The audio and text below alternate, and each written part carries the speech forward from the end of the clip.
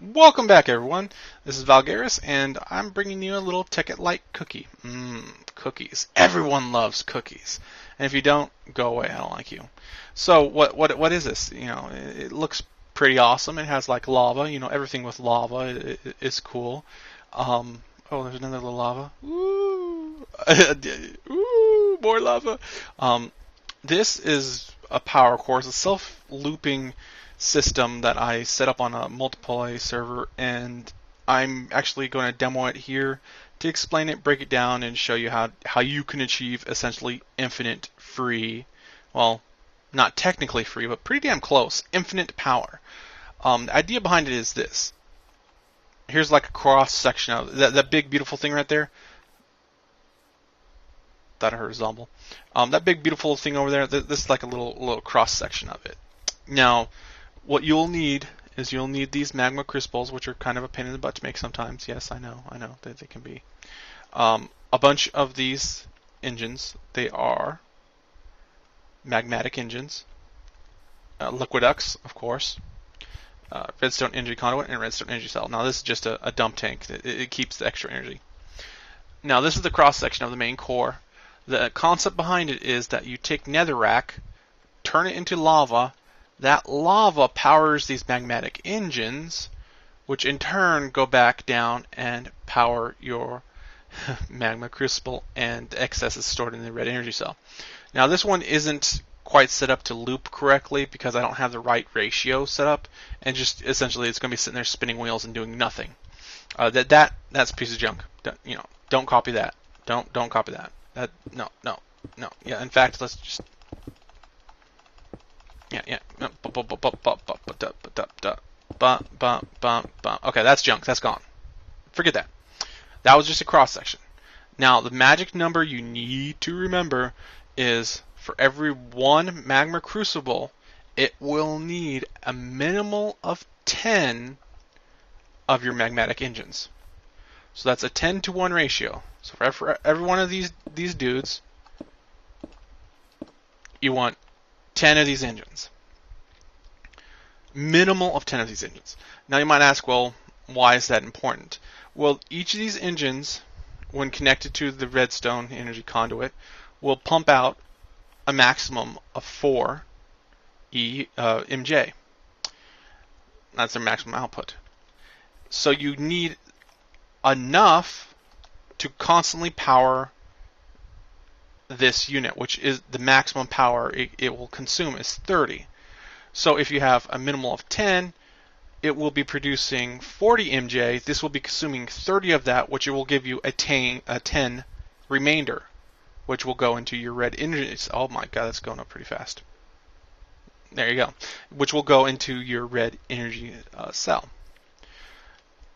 Now the main trick to this is the fact you have a lot of crappy netherrack and you don't want to waste it. You think you could do something with it, so you make it into lava. Now, what I did here, I think this is a 10. Yeah, these are 4 sets of 10 with the energy coming right down the middle, connecting into my magma crucibles, which are connected by P and N tubes underneath. As you can see, they're just bouncing the netherrack back and forth, back and forth, back and forth. Okay, and it's taking that netherrack and converting it to lava and shooting it back up the main stem. Now, the key thing you have to remember is this is the magical ratio. It is 10 to 1. It's really easy math. The excessive... Did that squid just drown in the water?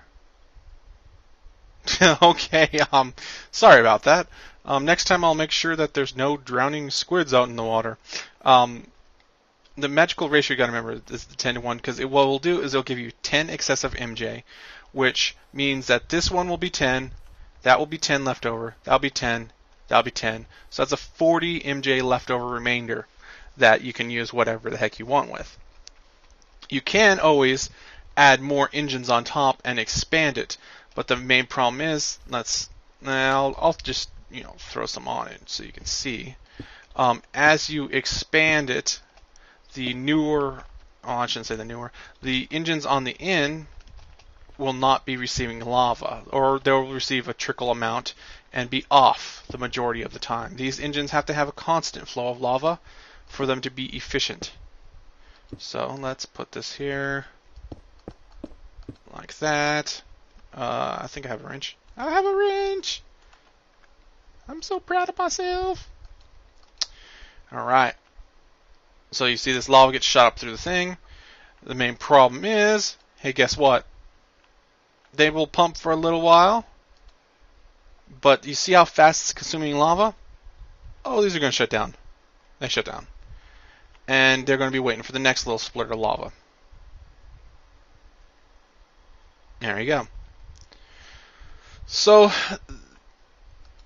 I'm sure there are far more intelligent people out there that could come up with a really awesome system with a common pipeline where this lava gets recycled and pumped through, and you know, you don't have to do it this way, oh my god, noob kind of setup. But this is a very basic, very clean, and actually it's a very small profile and footprint setup that you can set up anywhere, and it will give you your infinite power that you want. And, you know, this could just be, let's say, imagine this, you know, this is your secret storehouse, and this pipe goes back to your storehouse where you have crap tons of netherrack from the nether. And this just fills it in there, and then rather than a redstone energy cell, you can have like an energy tesseract. And have that energy tesseract transmitting somewhere else. And these things are so small in footprint that you can have them literally side by side by side by side in multiples in one area. Your main problem with this system is the fact you're going to be using a lot of ferrous. These engines are expensive in the game. They will consume your ferrous faster than you can ever dig it out. So, with keeping that in mind, the infinite power system could be good and bad. Also, like with all machines in the game, these are considered machines. They're considered entities, you know, huzzah. They will lag your computer down the more you get. I actually had, on the multiplayer server, I actually had about 200 of these set up in one chunk area, you know, and people would complain that they couldn't walk past it.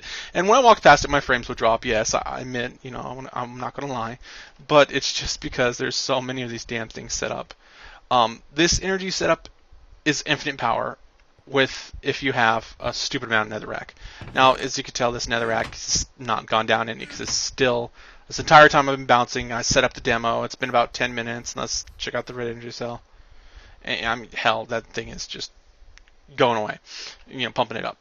So, with that being said, this system, this subsystem, I guess I should call it, will not eat that much netherrack and last for a very, very long time. Now, this is great. This is really, really, really great system for you to set up with your mass fabricators or anything that just consumes a stupid amount of energy over a long period of time. You can take this, set it up, and just let it go and chunk load it, and hey, you know what, when you wake up in the morning, you'll have less netherrack, of course, but you'll have a crap ton of little goodies waiting for you.